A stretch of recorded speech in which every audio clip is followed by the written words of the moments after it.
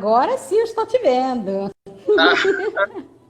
Ah, que bom, que bom. Então, Ah, eu estava te vendo, tô bem voltando. Eu sou Ana Helena, psicóloga, coach, praticante de barra de access, escritora, e que o mais é possível, né? Que a gente pode ser qualquer coisa que a gente quiser. Aí coloquei até a musiquinha no fundo para você, em sua homenagem. Aí Ah, quero que bom. fazer. Como é que eu conheci o Júnior, né? Conheci o Júnior no segundo Sim, sim. semestre de 2019, quando a Vanille te levou lá na ordem que a gente frequenta para meditação, não foi? Sim, Aí foi sim. nesse dia ele chegou, o Júnior chegou junto com a Vanille e eu falei: caramba, que postura linda você tem! Aí ele, todo sem graça, Foi, a Vanille falou: ah, ó, poxa, tá bem, em menos de 10 minutos, duas pessoas vão te elogiar, você tá bem pra caramba. foi. Aí o Júnior não fica, ainda bem que não fica vermelho, né? Mas todos, Não, mas não, todos mas fico sem, com vergonha mesmo assim. mas eu percebi, todo cheio de vergonha porque as pessoas, muita gente não está acostumada a receber elogios, né?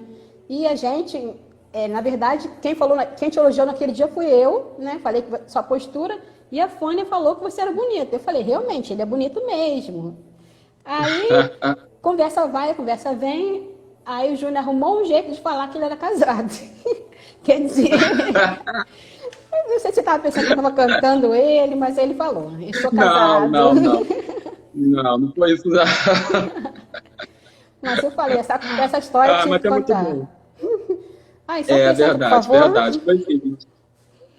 Tá, então, eu sou o Júnior, né? Eu sou enfermeiro, faço parte do corpo de saúde de um hospital federal aqui do Rio de Janeiro, né?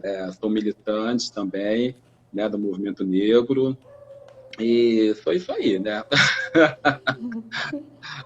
Entre outras coisas, como você falou, né? A gente pode ser tudo que aquilo que a gente deseja, Isso aí. E né? você é concursado federal, né? Sim, E como é que foi para sim. você?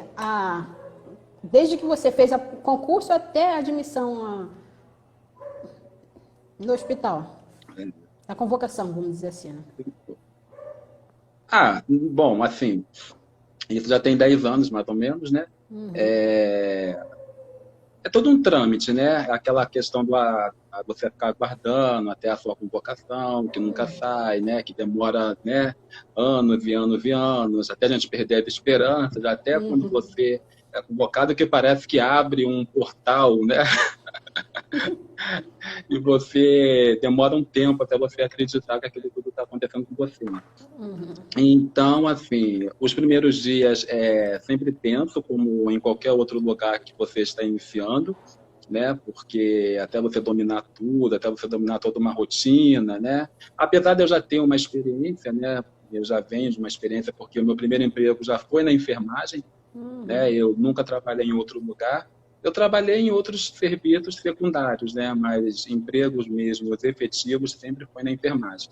E minha mãe também já é também da enfermagem, né? Aposentada já, então já tinha uma vivência dentro da área.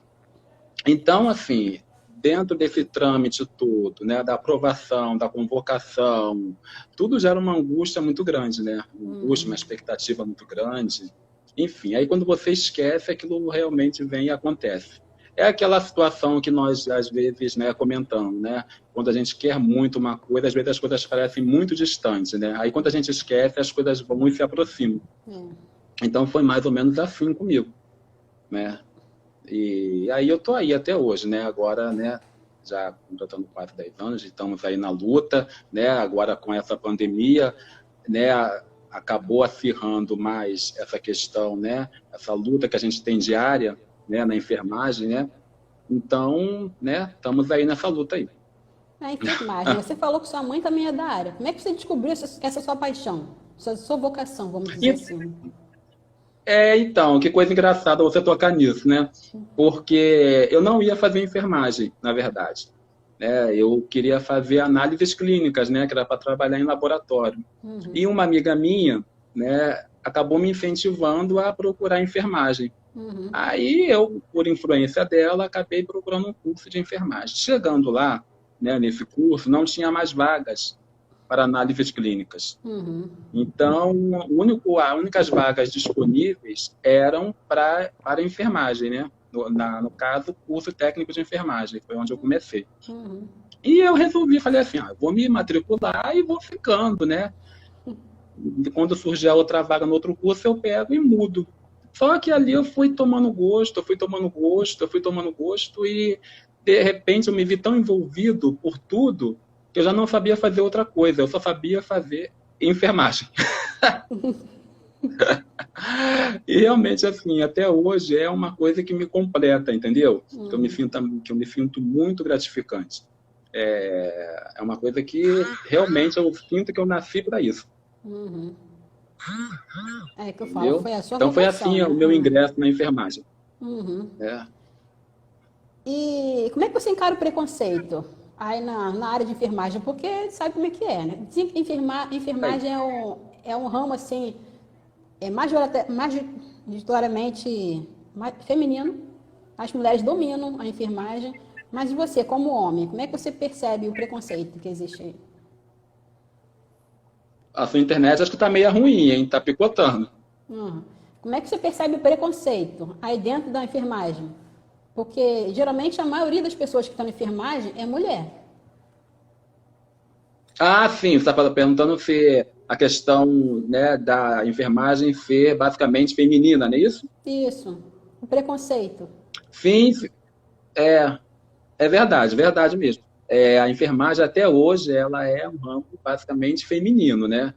Mas assim, os homens são muito bem aceitos, né? Porque a enfermagem ela é uma área que ela abrange muita coisa, né? E ela abraça também. Ela é uma área muito extensa. Às vezes as pessoas de fora elas não têm a total dimensão do que envolve a enfermagem, né? Mas ela é uma área muito extensa. Então assim, eu nunca tive problema nenhum em ser homem, entendeu? E ter optado pela enfermagem. Em todos os lugares que eu trabalhei, tinham realmente um número reduzido de homens, né? Porque eu acho que no Brasil, como nós temos, né, uma cultura muito machista, de repente, os homens demoraram muito, né, a ingressar na enfermagem. Mesmo aqueles que tinham uma certa aptidão, um certo gosto, tinham um certo preconceito, né?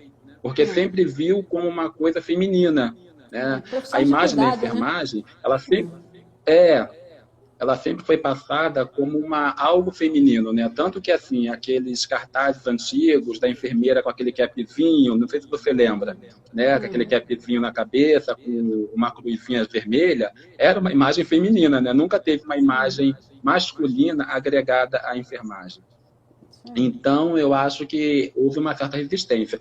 Lógico que agora, né, dos novos tempos, né, com a evolução, né, da nossa consciência, vamos dizer assim, os homens agora optam muito mais, né, pela enfermagem, abraçam mais a enfermagem, e é muito bom isso, porque o corpo masculino dentro da enfermagem é muito útil, né, porque, como eu te falei, a enfermagem ela abrange muitas áreas, né, inclusive, assim, a enfermagem é que está nos cuidados diretos do paciente, né?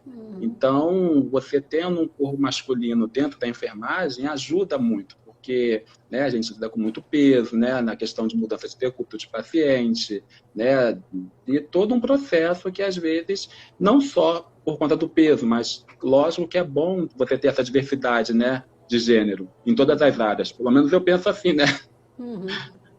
Aí, conversando com você, você Me falou que. entendeu? Entendi. Você falou que na sua área, provavelmente, no hospital que você trabalha, o efeito do coronavírus não foi tanto. Mas você tem uma equipe de enfermagem. Como é que você percebe a mudança deles com essa situação que nós estamos vivendo? Como eu percebo, eu não entendi. A situação da equipe, porque geralmente as pessoas trabalham, técnico de enfermagem, trabalham em vários lugares, né?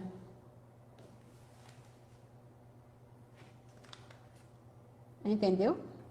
Oi? Não dá para entender, só está picotando. A questão do coronavírus, como é que está aí, onde você trabalha?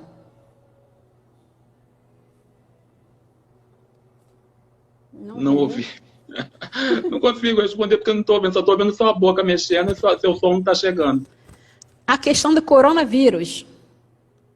Ah, Foi. sim. Como é que está no hospital? Ah, sim. A questão do corona lá no hospital, né? E a Então, equipe, o né? que que acontece? Ah, entendi. O que que acontece? Nós não somos referência no tratamento da Covid-19, né? Porque nós somos um hospital ortopédico, né? Nós não temos emergência nem pronto atendimento. Então, o que que acontece? Toda a rede hospitalar pública do Rio de Janeiro, elas se uniram, né? Tanto a municipal, estadual e federal, em um só bloco, para poder atender a demanda do Covid-19. Então, o que que acontece? Uma ala do Hospital Geral do Bom Sucesso, que é um hospital federal, uma ala do Andaraí não, desculpa, do Souza Guiar, foram fechadas para recebimento desses pacientes, né, que venham ser acometidos da Covid-19. E como nós lá temos uma estrutura muito grande, então nós lá ficamos como referência para pacientes do trauma, entendeu? Porque aí, o que que acontece? Nós desafogamos esses dois hospitais, absorvendo esses pacientes do trauma, entendeu? Para que esses hospitais possam realizar um atendimento, né, mais digno e mais amplo para os pacientes acometidos do Covid-19. Então, assim, todos nós estamos empenhados nessa questão, né, dessa pandemia. Mas isso também não nós termos casos de Covid-19, né? Nós, agora, a nossa unidade lá, nós temos 5 casos, se eu não me engano, 5 casos em investigação, entendeu? E lá a gente presta todo o atendimento, todo o suporte, entendeu? A esses pacientes. E, assim, a gente está naquela eterna luta, né, para conseguir vencer essa pandemia e poder liberar a população o mais cedo possível, né, desse isolamento social e tal. Como é que você percebe a sua equipe de enfermagem? Como é que está? Como eu percebo, A sua equipe de enfermagem? na equipe da enfermagem, Como é que está a equipe? sim, você está perguntando como a gente da equipe da enfermagem está agindo, né, nessa questão, é isso? Como é que vocês estão? Então, a gente da equipe da enfermagem, né, recebemos um treinamento, né, um treinamento quase emergencial, né, porque essa pandemia ela veio meio que de surpresa, né? Não de surpresa imediata, porque na China, depois migrou para alguns países da Europa e aqui no Brasil veio de supetão, né? Então nós recebemos um treinamento, né, para poder prestar um cuidado mais digno a esses pacientes da Covid-19, né? E nesses cuidados engloba tudo, né? Sobre toda uma questão de avaliação respiratória, de avaliação de sintomas, né? Que a gente auxilia o médico nessa questão, né? Todo o suporte ventilatório, que é desde nebulização, né? E as medicações e tal, e até o encaminhamento desse paciente ao CTI acoplado a um ventilador, né? Para poder ajudar na respiração e tal. Então, nós estamos agindo porque nós somos uma equipe que, né, se integra, na verdade, né? Então, assim, desde a faxineira até o médico cirurgião, todos nós estamos integrados dentro de uma mesma equipe, dentro de um mesmo tratamento, entendeu? Não. Como a gente está lidando com o emocional, né, diante da pandemia e do tratamento, não é isso que você falou? Isso, Então, o emocional é uma barreira, né, que a gente tem que vencer, porque a gente está na fronte, como dizer, né, uma linguagem, né, militar e tal. Então, assim, a gente mexe porque a gente, claro, a gente tem medo, né, a gente, né, fica muito apreensivo, tanto pelos pacientes, tanto pela gente também, porque nós temos famílias em casa, né, e como o contágio é muito grande, né, de amplo aspecto, então a gente, assim, acaba, né, ficando com o emocional muito, né, abalado. Mas, como a gente da enfermagem ela já vem, né, em um tratamento diário sobre essa questão do emocional, porque assim, a gente nunca pegou, a gente nunca passou por uma questão de uma pandemia, é verdade, né? Uma Uhum. pandemia é a primeira do nosso século, né? De uma dimensão tão grande, né? Onde acabou afetando vários continentes, né? E um número, né, inimaginável de pessoas, né? Mas a gente, né, em graus pequenos, a gente já vem tratando de vários tipos de enfermidades. Então, isso eu acho que é como se fosse um pré-treinamento, né? Para a gente conseguir enfrentar uma situação tão grandiosa como essa que nós estamos vivendo, né?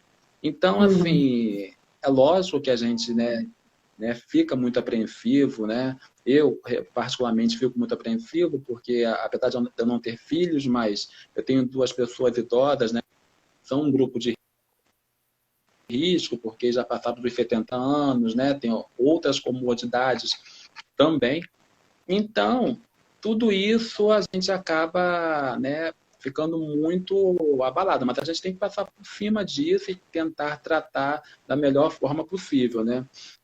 Então, as técnicas que a gente usa para tentar se blindar emocionalmente, ele vai de acordo com o que a pessoa mais se identifica, das crenças, né?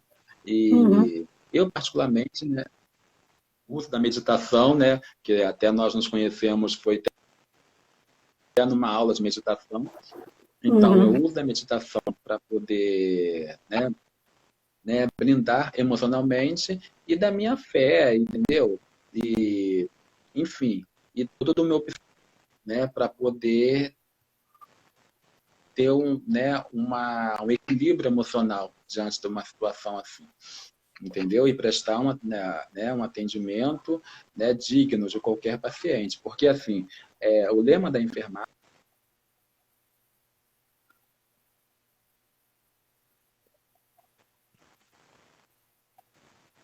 procurar um posto de saúde ou uma, né, unidade hospitalar. Então, a gente tem que prestar esse atendimento de qualidade, digno, né, e de forma que você esteja, né, com o seu emocional equilibrado, para poder, né, desempenhar esse papel. Para poder cuidar do Entendeu? outro, né? Uhum. Para poder cuidar do outro, né? Você tem que estar É, bem. sim, o cuidado, né, o nosso cuidado pessoal, né? Uhum. E como é que você se cuida? Você está se cuidando assim, fisicamente mesmo? Como é que você faz? No seu procedimento, quando você chega em casa, como é que é? No hospital, o que que mudou para você? Ah, sim. Os cuidados mudaram um pouco, né? Uhum. Tanto psicologicamente como fisicamente, né? Como eu te falei, né? Como o Covid-19, né? Ele é um vírus de muito fácil transmissão, então você tem que ter todo um aparato, né? Antes de chegar em casa, aquela coisa toda, né? Além do álcool gel, você sempre higienizar a sua mão com álcool gel na rua, onde não tem água e sabão, porque às vezes algumas pessoas estão confundindo muito essa questão da higienização das mãos, né? Uhum. Que a higienização das mãos, é bom até a gente falar um pouco sobre isso. A Isso. higienização das mãos, ela principalmente é com água e sabão, entendeu? Sendo que em alguns lugares onde você não tem acesso a água e sabão, é recomendado o uso do álcool em gel, Uhum. entendeu? Mas assim, em lugares onde você não tem condições de lavar a mão. Por quê? O que que Uhum. acontece? O vírus, ele tem uma capa de gordura, entendeu? Em volta dele, no qual ele adere na pele, nas superfícies. Quando você Uhum. lava a mão com água e sabão, você tira aquela capa de gordura e automaticamente você elimina ele daquela superfície, entendeu? Das mãos, dos Uhum. objetos e tal. E o álcool em gel, ele serve esse mesmo propósito, entendeu? Então, assim, como eu sou da enfermagem, eu trabalho 24 horas, né, exposto praticamente, né, a uma contaminação direta, apesar que a rede pública, pelo menos do hospital onde eu trabalho, né, eu posso falar por todos, mas da onde que é o equipamento de proteção individual, ele está sendo muito bem fornecido pelo governo, entendeu? Então, você tem todo um aparato, desde os óculos, máscaras, o avental, entendeu? O capote, tudo mais, entendeu? Para você ter uma precaução, mas mesmo assim, a gente tem uma outra precaução, né? Que é no translado que você faz do trabalho para casa e da casa para o trabalho. Então, nesse cuidado, né, que você tem que ter, quando eu chego em casa, né, eu tenho que tirar toda a minha roupa, né, lavar minha mão, evitar entrar calçado dentro de casa, né? Tudo isso é um cuidado que eu não tinha até então, mas diante dessa situação, ela acaba, né, para tentar evitar um pouco. E com essa questão do isolamento social, também ela reflete muito no nosso trabalho, né? Porque é até bom a gente também entrar um pouco nesse assunto, porque algumas pessoas ficam questionando essa questão do isolamento social, porque se é necessário, se não é.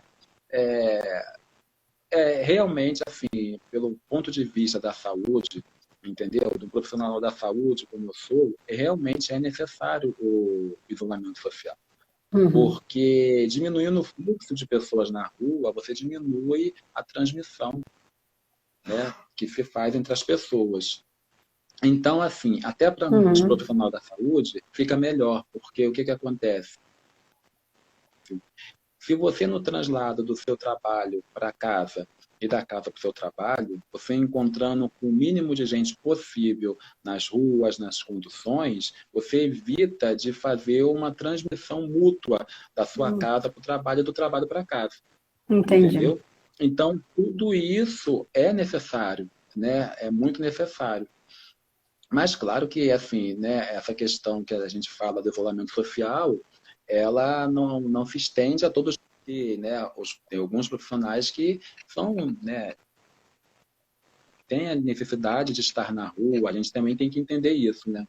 É tudo uma Jonathan dinâmica, falou né? que quarentena é privilégio.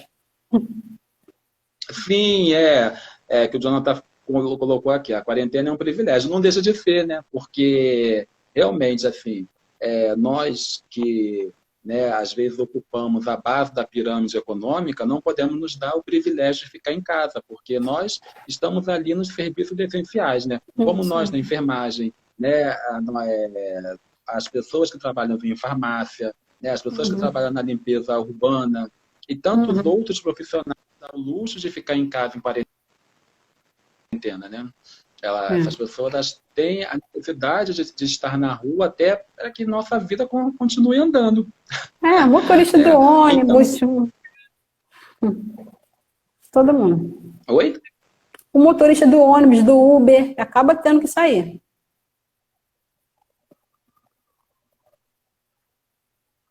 Ouviu? Não ouvi. Eu falei, os rodoviários também são obrigados a sair. Rodoviários. Motorista de ônibus. Ah, sim, os motoristas de ônibus. Isso. Sim, os motoristas de ônibus, realmente, né, eles são serviços essenciais, né? Apesar dos ônibus intermunicipais rodando, né, diminuiu muito, né, o número de motoristas rodando, mas os municipais continuam rodando, né? Então, o que acontece? É um cuidado mútuo, né? Porque, assim, quando você estabelece o isolamento social, não é um cuidado só com você, é um cuidado que você tem que ter com o outro, inclusive com o profissional que está trabalhando. O motorista de ônibus é um exemplo disso. Né? Quanto menos pessoas, né, ele estiver em contato, menor é o risco dele contrair, né, esse vírus. E você falou de máscara, eu lembrei, né? Tem pessoas que ficam com a máscara o dia inteiro. O que você fala sobre isso? Uma máscara só o dia inteiro. Agora eu ouvi. Pois é, a questão da máscara, né? A máscara, ela é extremamente necessária nesse momento. Agora, por conta das gotículas, né? Que voam quando a gente fala muito próxima de outra pessoa, e também ela é uma barreira de contato, né? Ela não deixa de ser uma barreira de contato. Sendo que o uso da máscara direto, ela não é recomendável, porque que a máscara tem uma vida útil. Então, por exemplo, uma máscara de TNT, ela tem uma vida útil de 2 horas apenas. Porque o que acontece? Com o uso dessa máscara, as fibras, as tramas delas vão se abrindo, entendeu? Apesar que a gente não nota visualmente, mas elas vão se abrindo. Então, o que acontece? Depois de 2 horas, essa máscara não fica tão eficaz, entendeu? Como ela se estivesse nova. Então, assim, o uso dela realmente é necessário, mas, assim, você usar direto a mesma máscara não tem muita, né, muita validade. A questão da máscara de pano. A máscara de pano, ela é ideal também, com certeza, né? Mas a máscara de pano, ela é boa quando ela tem dupla face, né? Que ela tem dupla face, uma barreira maior. E o uso dela também é a mesma coisa, também é de 2 horas, no máximo.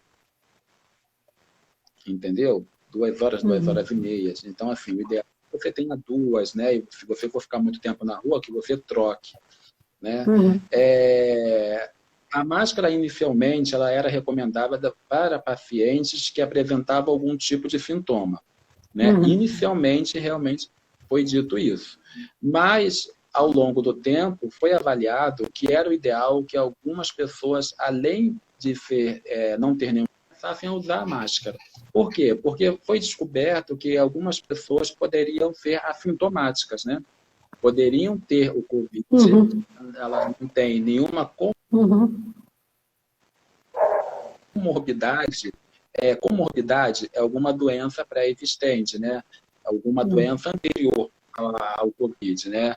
Diabetes, hipertensão, cardiopatia, né? Doença renal crônica ou qualquer outra doença que possa vir agravar. Então, a transmissão do Covid para essas pessoas, né, pode agravar muito o quadro, né, o quadro dela clínico. Então, assim, o uso da máscara foi estendido para pessoas que para poder ter uma barreira de contato. Entendeu? Água fervendo desinfeta a máscara de pano? É só água e sabão, né? Para desinfetar a água. Olha, água, sabão, ferro, né? Que falaram. Não é necessário água fervendo. Assim, se você puder lavar ela com água sanitária ou com água e sabão, e também você já elimina o vírus. Como eu te falei, o vírus ele tem uma camada de gordura em volta dele que ele é facilmente exterminado. Você tem que tomar um cuidado, né, na hora que for lavar essa máscara, né? O bom é você botar em um balde ou num recipiente a água com sabão e mergulhar essa máscara ali, entendeu? Depois você vir lavar ela, a máscara de pano, claro, né? Porque a máscara de TNT ela não pode ser lavada, ela é descartável. E depois você lavar aquela máscara e depois você lavar suas mãos também, entendeu? A lavagem das mãos é essencial. Com a mão, você leva o vírus, né? Você leva o vírus para onde? Para as mucosas, que são a boca, nariz e olhos, entendeu? Então, assim, se você tem contato com o vírus, né, e leva essa mão até a boca, nariz e olhos, a chance de você contrair essa doença é de 95%. Caramba. Então, isso que a máscara ela é uma barreira, entendeu? Porque a máscara ela veda o seu nariz e a sua boca, entendeu? Então, assim, o risco de você levar a mão contaminada até o nariz e a boca é muito menor. Então, esse também foi um dos motivos também de ter ampliado o uso das máscaras na rua a pacientes que não tinham nenhum tipo de sintoma. Mas, tá ouvindo bem? Oi?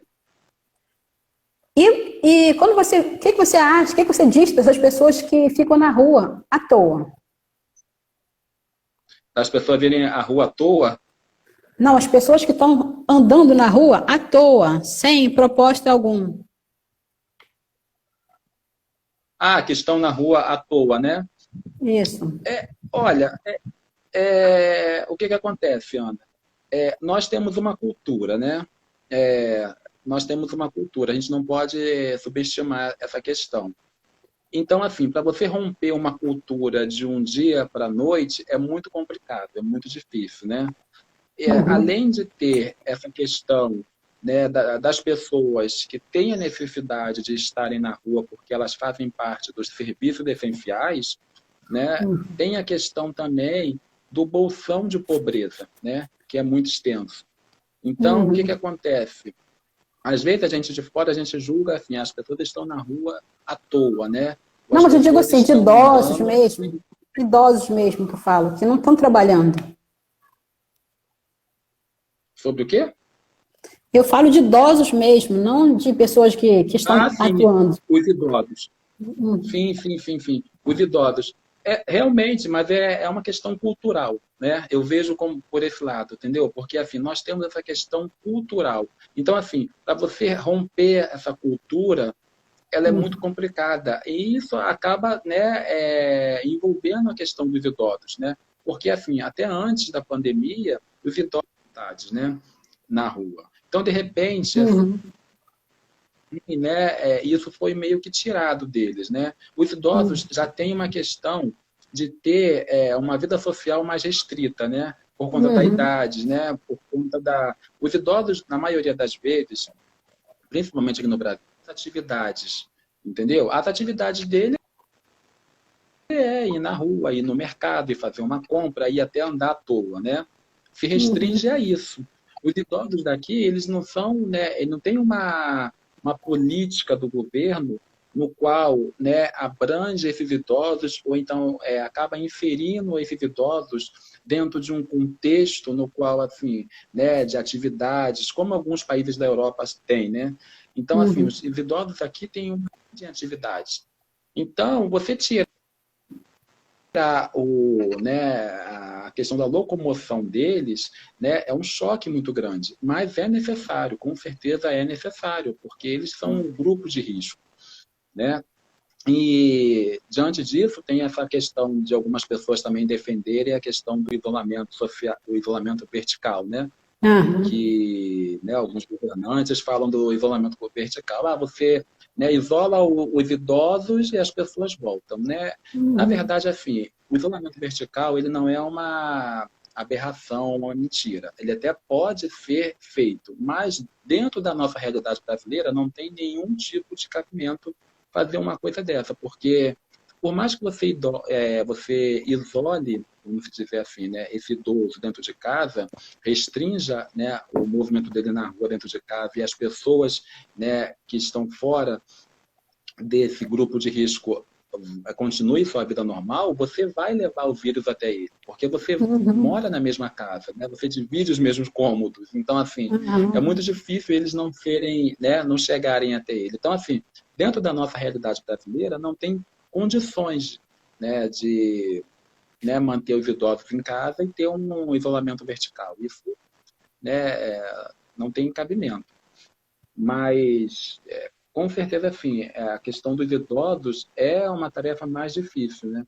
E tem toda uma questão, né? Tem toda uma problemática, que é a questão dos bancos, né? Os idosos, eles não mexem na internet com tanta facilidade É. como uma pessoa nova, eles não conseguem fazer pagamentos, né, com aplicativos de celulares, eles não conseguem receberem o seu pagamento por aplicativo de celulares ou fazer transferência entre contas, porque o mundo digital, né, é uma barreira muito grande para os nossos idosos. Então, assim, agora, né, nesse começo do mês, teve um fluxo muito grande de idosos na rua, porque os idosos se viram na iminência de sair para receber. E chegando lá, os bancos estavam restringindo o acesso dentro dos bancos. Então, as filas nas ruas, né, de idosos estavam quilométricas. Mas aí Uhum. como fazer isso, né? Se a gente não teve um treinamento anterior, né? Como eu te falei, né? Não teve né, a inserção desses idosos dentro de atividade, dentro do mercado digital e tal. Uhum. Então, ficou complicado, né? Manter esses idosos na rua e tal. Em casa, né? Aí a Marisa fala que meus tios idosos demoraram a acreditar. As filas, né? Não, acreditar no Covid, né? Ah, Muitas, não. muitos idosos, Ah, muita gente não acredita. demoraram a acreditar. Ah, sim, sim, Marisa. Realmente, assim, essa questão do acreditar também foi bom você ter tocado nessa situação, porque não é só os idosos que não estão acreditando, não. Infelizmente, muitas pessoas também, né, novas, também não estão demorando a acreditar, né, na questão do Covid, né, da sua agressividade. Por quê? O que acontece? Tudo é uma questão de logística. Nós somos um país de dimensão continental, né? Nós tem muitos países da Europa que é muito menor do que estados brasileiros. Uhum. Então, para a gente, o que acontece? Até um número chegar numa proporção no qual chegue no vizinho, chegue em uma pessoa da rua, demora um pouco. Então, assim, no Brasil, geralmente as pessoas elas só acreditam quando elas veem as coisas acontecer, porque vem de uma descrença muito grande, né? Uma descrença dos meios de comunicação, de uma descrença de Uhum. governantes, de uma descrença de todo, né? De todo um sistema, né? Do sistema de saúde e tal. Então, o que acontece? Os números no Brasil estão muito pulverizados. Infelizmente, assim, os infectologistas estão estudando um aumento de casos. Só que esse aumento ele é gradual, entendeu? Então, assim, algumas pessoas demoram muito a acreditar porque elas falam, porque eu não conheço ninguém que tenha. Porque Uhum. tudo agora é Covid, entendeu? Mas não é bem assim que funciona, né? Então, como nós temos uma extensão muito grande, por exemplo, nós temos 17 milhões de habitantes, né? No caso, né? Aqui no Rio de Janeiro. Então, assim, se a gente for ver o número de casos confirmados, né, que eu acho que a gente está mais ou menos 3.221 casos entre suspeitas e confirmados, né? 191, mais ou menos, só no estado do Rio de Janeiro que foram confirmados. Então, assim, o que acontece? Esse 191 é muito pulverizado, entendeu? Então, assim, as pessoas estão meio que descrentes daquela situação. Aí entra a questão do isolamento. O isolamento social, ele é para a gente não chegar a um ponto, né, que a gente, né, não consiga mais contornar. E os hospitais não terem condições de atender um número muito grande de pessoas procurando em um curto espaço de tempo. Entendeu? Uhum. Por isso que estão sendo feitos hospitais de campanha, estão sendo feito uma série de eventos para que a gente possa comportar esse número de pessoas que possam vir procurar uma rede, no caso. A Fônia perguntou: o número de infectados pode ser maior que o divulgado no Brasil? São sempre subnotificados. Eles sempre, Sim. sempre vão falar menos do que é, de verdade. Sim, sim, com certeza, Fânia. O número de infectados pode ser muito maior, até porque a gente teve um atraso na questão dos testes, né? Os testes Uhum. demoraram um pouco a chegarem no Brasil, então o que acontece? Como eu falei, é um sinal muito grande, para a gente começar a testar toda a população, como aconteceu na Coreia, que teve um teste em massa, né? Que as pessoas foram testadas em massa, aí você conseguiria fazer um controle maior, né, de pessoas, né, porque com teste em massa você conseguiria ter um número mais real de casos. Mas aí no Brasil, como demorou, teve um certo atraso essa questão, realmente o número de infectados pode ser muito maior, né? Aí entra naquela questão, né, do efeito da doença, né, em cada um, né? Então, assim, realmente pode ter muitas pessoas transitando pelas ruas, portando o vírus do Covid-19, sem eu mesmo saber que tem, né? Porque são assintomáticas. Então, por isso que o Uhum. isolamento social se faz necessário, né? Nessa questão. Mas, apesar de ser assintomática, de repente essa pessoa que tem e não sabe, ela pode transmitir para outra, né? Com certeza. Verdade. Não. Uhum. Porque Sim, apesar de as pessoas falarem, só idoso que pega, mas se a pessoa nova pegar, pode não sentir nada e passar para o idoso. oi? Se a pessoa fala que só é doença só de idoso e de pessoas que têm alguma doença pré-existente, mas a pessoa nova pode pegar, não sentir nada e passar para o idoso. Você está falando se um profissional da saúde ou assintomático, foi isso que você falou? Não, eu Não digo consegui entender. Se uma pessoa nova, de repente, uma pessoa menos, que não seja idoso, um não idoso, pega, contrai Covid, ele pode não sentir nada, mas ele pode passar a doença para outra pessoa, um idoso. Então, era isso que eu falei, né, anteriormente, com certeza. A nossa preocupação maior, na verdade, são com essas pessoas mesmo, as assintomáticas, porque o que acontece? As assintomáticas ter uma teia de transmissão muito maior, né, do que uma pessoa sintomática. Sintomática, né, que ela já tem alguns sintomas, né, que possa ser semelhante ao Covid ou do próprio Covid, né, se ela não fez o teste ainda, a gente, né, crer que ela já vai se isolar, né, já vai ter um cuidado maior. Mas e o assintomático, que não tem, né, sintoma nenhum?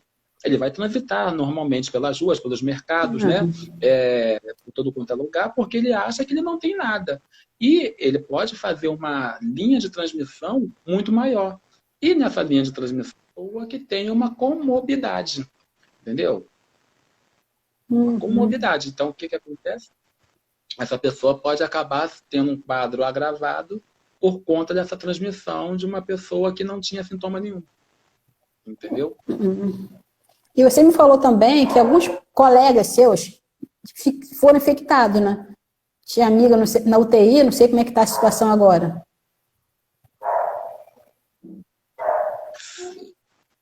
A questão... Oi? Você falou de colegas infectados, de colegas no UTI. Como é que está essa situação? Você sabe? Como está o número de pessoas infectadas dentro das UTIs? Foi isso? Não, eu digo assim, colegas seus, você falou que está na UTI, foi infectado com Covid, profissional infectado.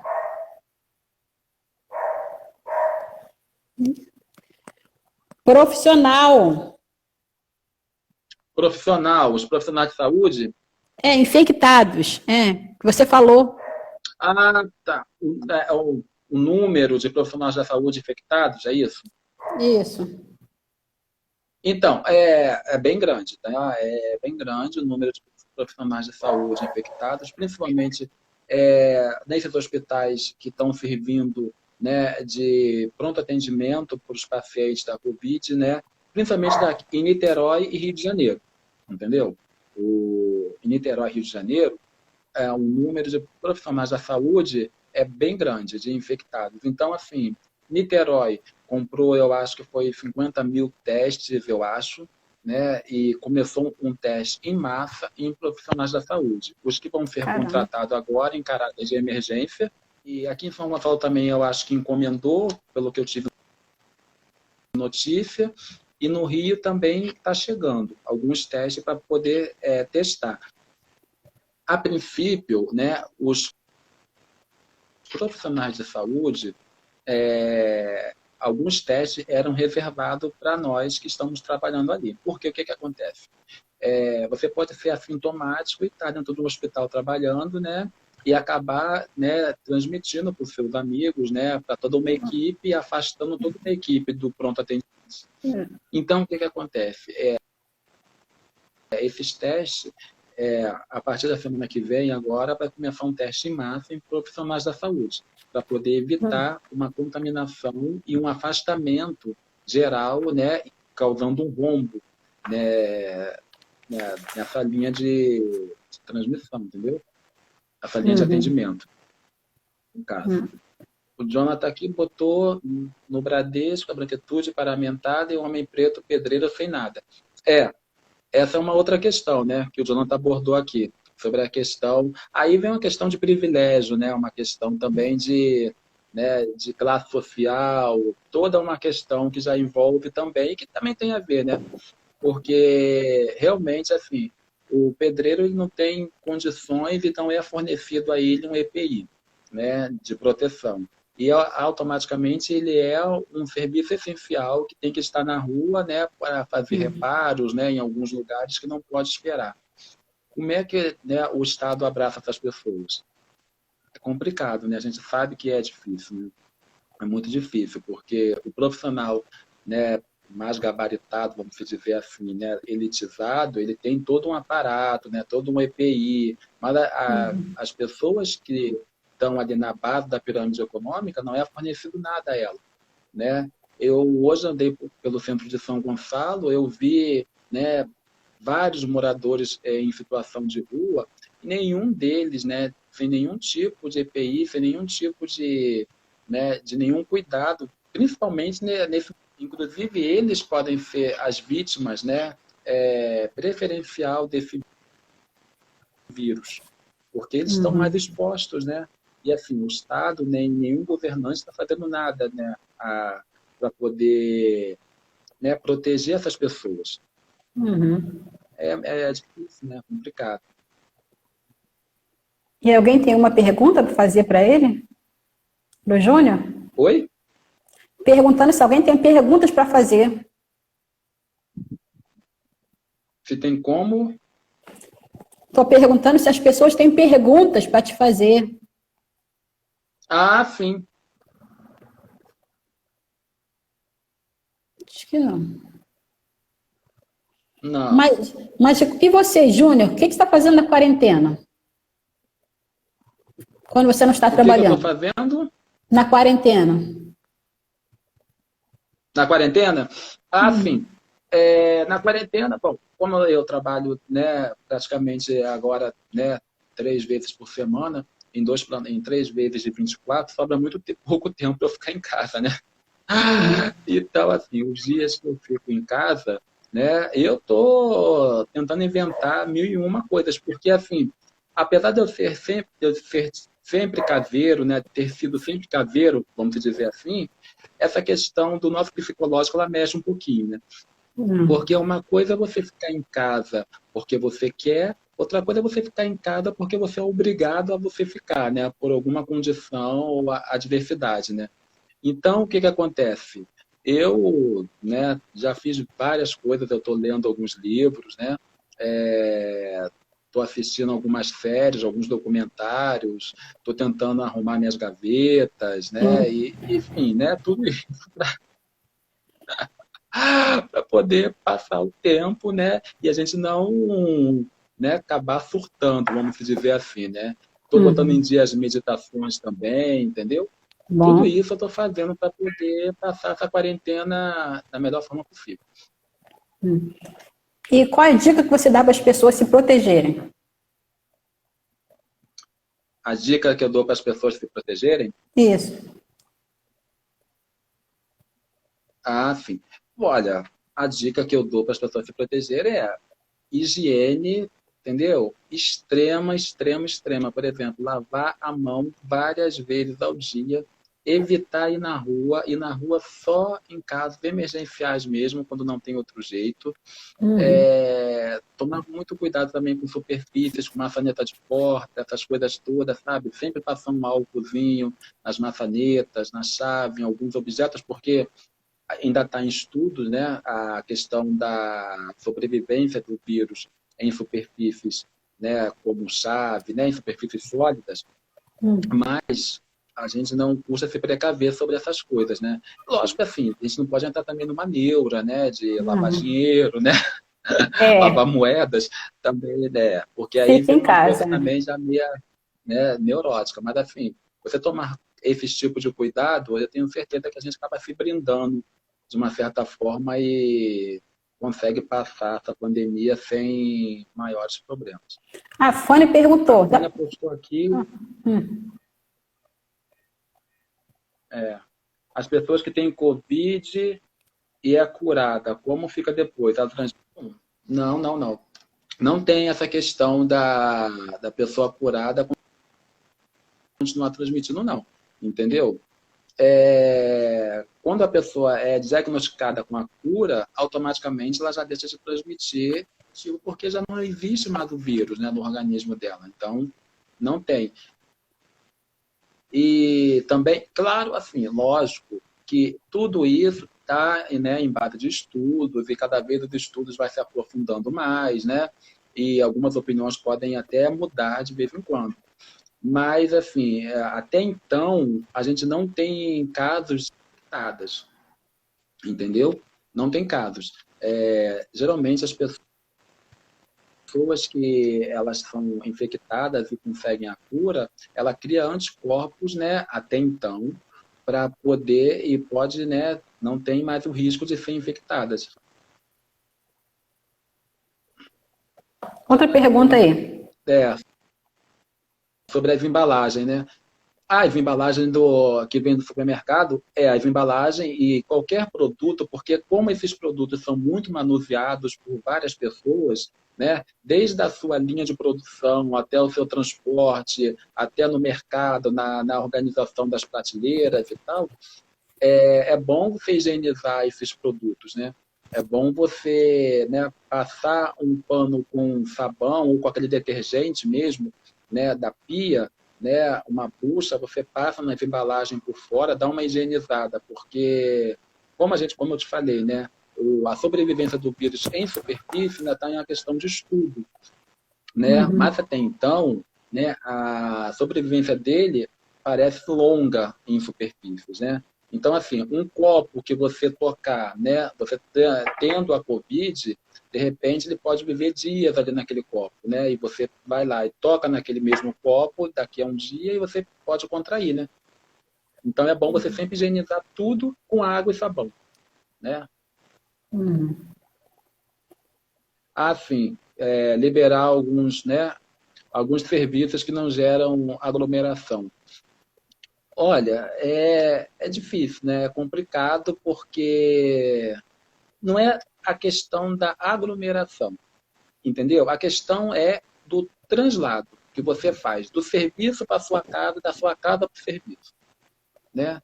Porque, por exemplo, você libera um serviço, né, que não cause aglomeração, mas essa pessoa, contato com quantas pessoas? E na volta, ela vai ter contato com quantas pessoas? Entendeu? Porque, assim, isso gera uma dúvida muito grande nas pessoas, né? E as pessoas ficarem distantes uma da outra e tal. Sim, mas a questão é a ida e vindas dessas pessoas, o fluxo, né, na rua, como você vai conseguir conter? Porque, por exemplo, vamos dizer assim um exemplo bem próximo da gente. Você imagina você liberar as escolas, né, para os alunos, né, poderem estudar distante um do outro, ou então fazer um rodízio de dias, cada, né, turma vai um dia, ou cada aluno vai um dia, para evitar o número. Mas esses alunos vão para as ruas, entendeu? Esses alunos vão pegar o transporte público. Então, o que acontece?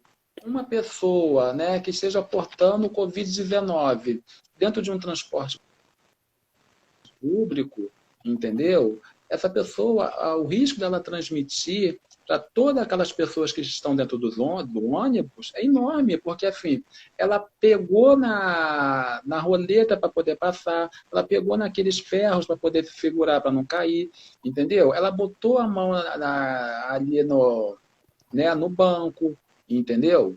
Então, assim, todos esses cuidados é não só sobre a aglomeração, mas é a questão também das vidas e vinda dessas pessoas. Que isso tem que ser levado em conta.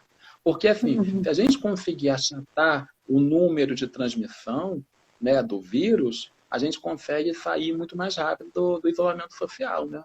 Se a gente conseguir, né, manter a transmissão numa quantidade isolada, a gente consegue sair muito mais cedo do isolamento social. Mas assim, se a gente continuar em uma ordem crescente, aí fica mais complicado, né? Difícil. Alguma pergunta a mais? Outro dia eu achei curioso, que eu peguei um ônibus para ir trabalhar, que o rapaz, o motorista, estava com uma bucha, como você falou, né? Eu lembrei dele. Estava com uma bucha com água e sabão. Aí toda vez que alguém passava, ele passava a bucha no espaço onde ele estava. O que você diz disso? Tinha o quê? Uma pessoa na barca onde você estava? Não, o motorista estava com uma bucha com água e sabão, encharcada, passando em todo lugar que as pessoas botavam a mão, perto dele. Não entendeu. Não consegui. Tá, Não tô mais conseguindo, não alguém? consegui ouvir. Tá, mais alguém tem perguntas?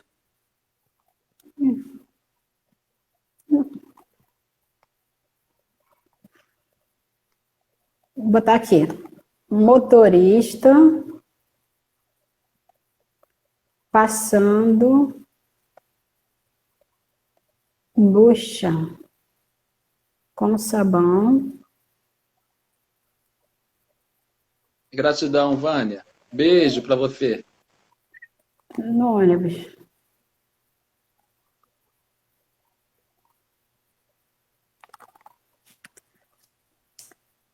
Motorista passando bucha com sabão no ônibus. Ah, sim. Motorista passando bucha com sabão no ônibus, né? Isso. É, é é uma medida, né? É uma medida protetiva, não deixa de ser. Porque o vírus, como eu te falei, né, ele tem uma capa de gordura em volta dele, aonde ele adere, né, na Uhum, superfície, na nossa mão, entendeu? Então, assim, você uhum, passando uma bucha de sabão, com certeza você consegue eliminar, entendeu? Mas no caso do motorista de ônibus, como o fluxo de passageiros é muito grande, eu não sei se ele vai conseguir ter uma demanda para passar todas as vezes, uhum, né, essa bucha de sabão no volante, naqueles objetos ali. Mas se conseguir, com certeza seria o ideal, né? uhum. A Cláudia. O motorista de ônibus, né? Na minha opinião, né, como profissional da saúde, o motorista de ônibus deveria estar de luvas, entendeu? Deveria estar de luvas e de máscara. A questão da máscara. A máscara ela é um pouco incômoda para algumas pessoas que talvez não tenham o costume de usar, né?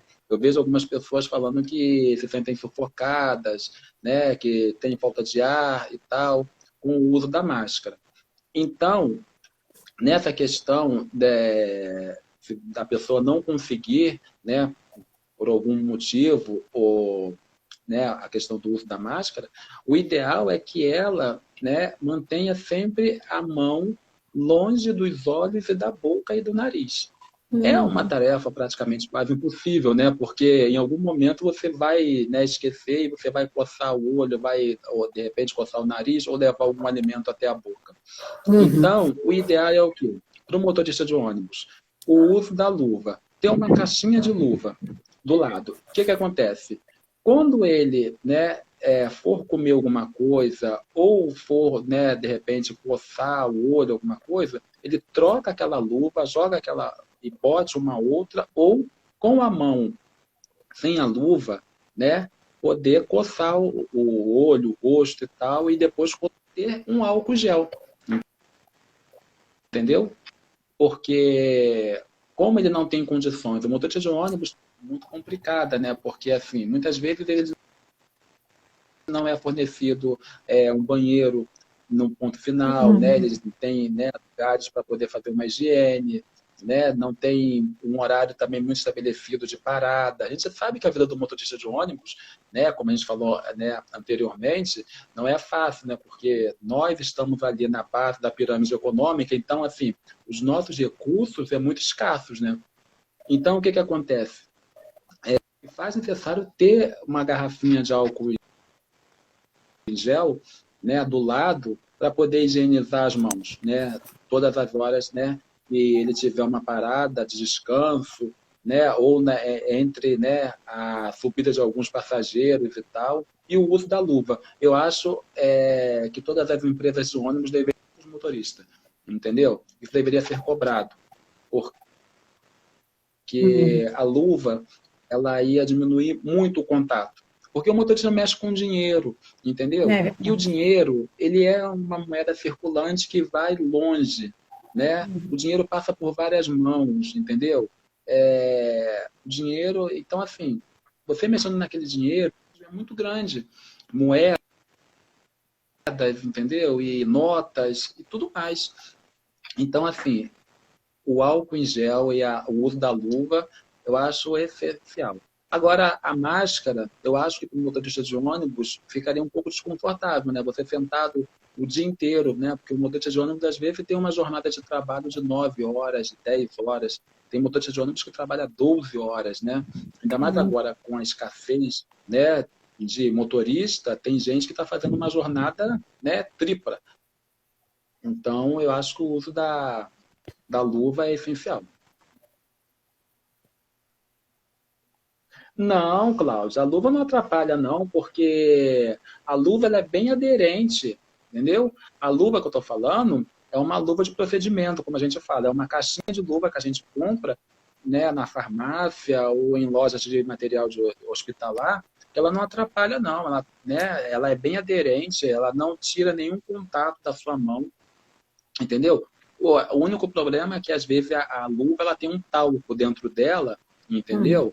Mas você também pode pedir uma luva que não tenha talco, que ela é até de cor azul. Algumas pessoas não sabem disso, mas assim, quando for comprar ou pedir, né, alguma pessoa para usar, pode usar a luva, que essa aí é mais fácil de você, depois, quando tirar, higienizar a sua mão. Entendeu? A mão Uhum. não atrapalha a dirigir, não. A Glaucia está falando aqui, né? Ah, tá, que se toda vez que ela ia ao mercado tem que usar luva. Olha, para a gente, como eu falei, né, Glaucia, assim, vai ao mercado, né, só em casos, né, que excepcionais, né, porque a gente vai ter que ir de uma hora ou outra, né, a gente vai ter que repor as coisas, né, os alimentos, né, aquela coisa toda. Uhum. Eu acho que não tem a necessidade de usar luvas, né, a gente pode só usar o álcool gel, lavar bem as mãos, né, quando chegar em casa, principalmente, né, quando chegar em casa. Mas o álcool em gel eu acho melhor, porque o que acontece? O álcool em gel vai desinfetar a sua mão antes de você pegar numa maçaneta de uma porta, entendeu? Da sua casa, entendeu? Vai, né, eliminar aquele vírus, então não vai deixar na chave que você vai pegar para abrir a porta, entendeu? Uhum. E quando chegar do mercado é aquilo que nós já falamos, né? Tentar higienizar esses produtos que a gente compra, né? Os produtos que deem, né, para você dar uma lavada com aquele detergente da pia, você lava superfícies que são embalados, claro, né? Uhum. Né? E antes de guardar na geladeira para também não contaminar os outros alimentos e as outras coisas que sejam próximos, né? Uhum. E alface, como é que lava? Continua o mesmo procedimento? Oi? Como é que lava a alface nesse caso de coronavírus? Como Ah, lava o você... quê? Alface. Lavar.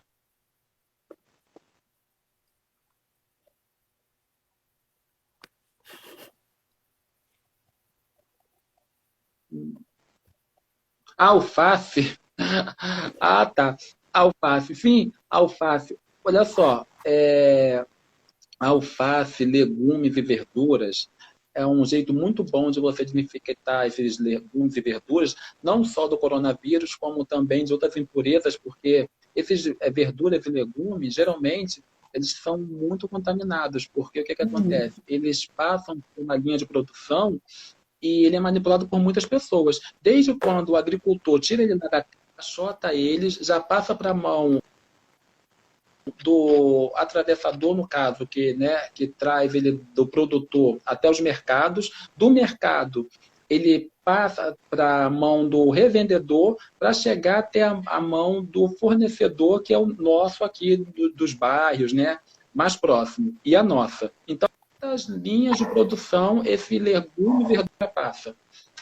Então, assim, o ideal é uma colher de sopa de água sanitária em 1 litro de água, entendeu? Uma colher de Uhum. sopa de água sanitária em 1 litro de água. Você bota num recipiente grande e mergulha verduras e legumes ali, Uhum. entendeu? Aí deixa ali por 15 minutos, depois você lava ele bem para tirar o excesso, né, da água sanitária, guarda ele em sacos, né, limpos, né, claro. E pronto, já está, né, desinfectado, com certeza não tem nenhum tipo de coronavírus, né, em um desses alimentos, entendeu? Você pode fazer isso com qualquer legumes e verduras, entendeu? O ideal é não deixar, às vezes, mais tempo do que 15 minutos, porque a água pode danificar, né, a consistência de alguns legumes e tal. Tem alguns legumes que não aguentam ficar muito tempo submersos, como, né, abóbora, essas coisas assim. Mas o ideal é você fazer isso, entendeu? Em 1 litro de água. Entendi. Tá. Ninguém mais tem perguntas? Vamos encerrar então? Vamos! Já, nossa, passou Gratidão, tão senhora. rápido. É. Gratidão, muito obrigada pela disposição em ajudar, né? Porque é utilidade pública. As pessoas precisam saber o que é esse coronavírus, né? Entendi. Entendi. O áudio está um pouco tá chegando aqui com um pouco de dificuldade, mas eu estou me esforçando assim para tentar entender direitinho, entendeu? Mas que bom, poxa, que bom, adorei, entendeu? Eu queria mandar um beijo aí para a Fânia, né, para a Cláudia, para a Gláucia, para o Jonathan, né, Brasil, né, nos Muito ajudou. obrigada a todos Mandar um vocês. beijão para você também, Ana, tá bom? Obrigada. Adorei o convite, eu quero conversar mais vezes com você, tá? Com Tá saudade. Quero que bom. passe logo esse isolamento social para a gente todo mundo se encontrar. Isso aí, vamos fazer Tá bom? uma classe de yoga. Ah, tá bom. Gratidão, gratidão. Tá Tchau. bom? Tchau, um beijo. Beijo. Tchau, beijo. Beijo, Glaucio.